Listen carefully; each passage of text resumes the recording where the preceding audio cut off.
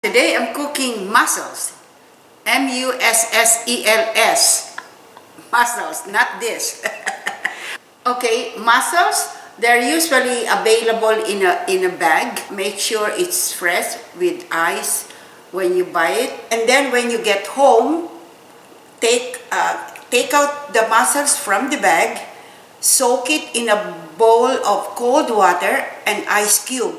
Now, if you cannot cook it on the same day, you can put the bowl with ice cube and cold water, cover it up, and put it in the fridge. You don't find fat mussels until September, October, November, and December.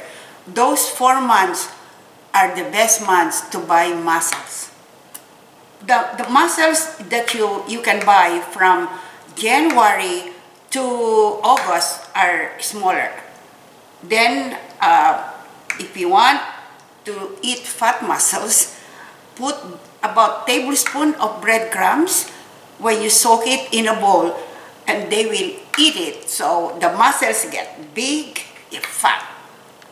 I've got garlic, 2 cloves of garlic, a cup of diced onion, a cup of canned tomatoes or fresh. I prefer canned because there's some sauce in it. Pesto and lemon juice will be at the end when everything is cooked. Salt and pepper, olive oil. That's it.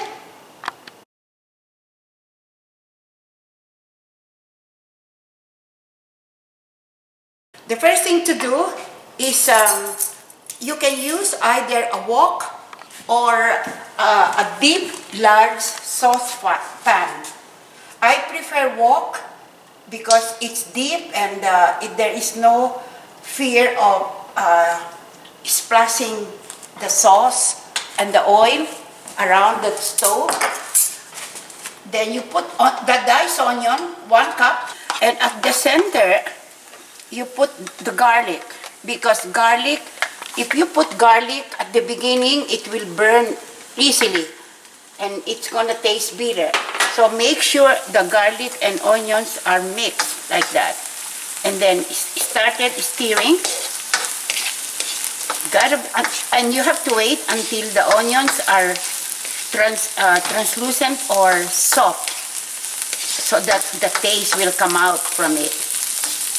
When you started the fragrance of the garlic, you know it's cooked. And don't ever let it burn, because you cannot use it. You have to throw it out. The sauce will be bitter. The second thing to do is to pour the tomatoes, a cup of canned tomatoes,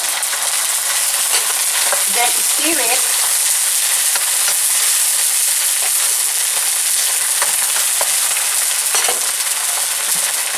And then 1/4 cup of white wine. Then salt and pepper, it's up to your taste. You know, usually about 1/4 of a teaspoon, and you can, and just a pinch of pepper, ground pepper, just a pinch, and you can taste it later on. If you need more salt and pepper, you can add more. Okay, then it's boiling now.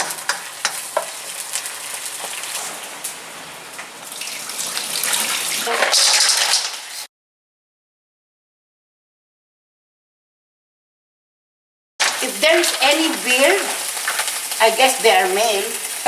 If there's any beard, pull them out. Okay, when you buy, all the mussels are closed.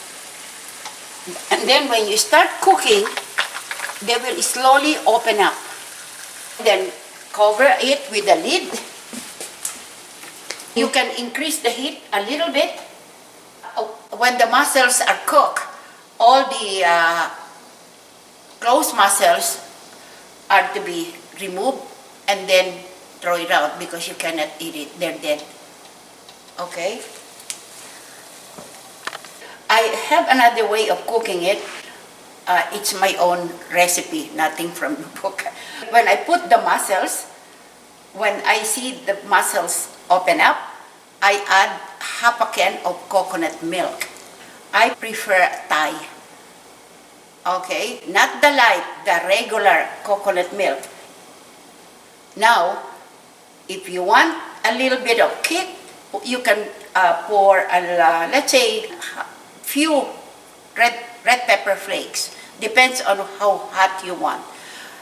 Stir it in the coconut milk and pour it there when the mussels are open. You have to wait until they're open. And then close it again, cover it again. In few minutes, season it with a little bit of salt and pepper again. I didn't put enough there. But you have to put parsley. Okay, parsley.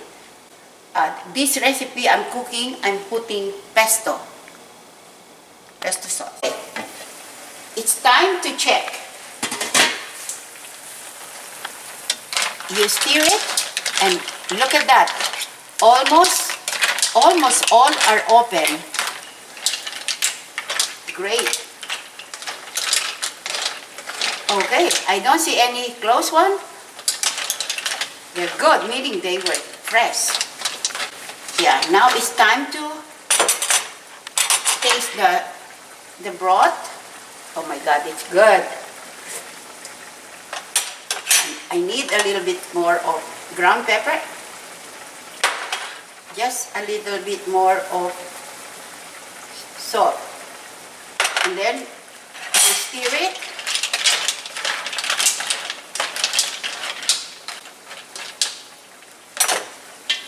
Maybe 1 more minute, it's ready.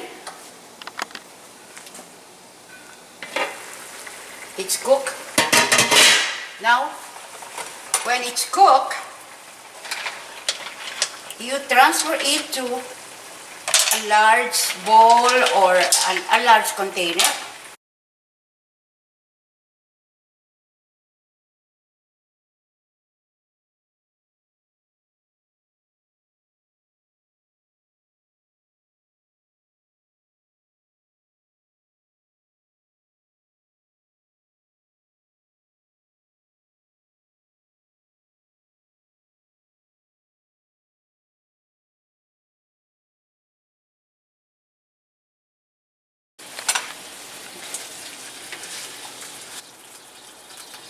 Okay.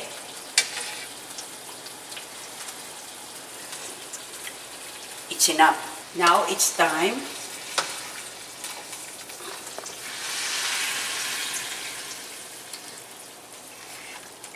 you pour it on top of the mussels.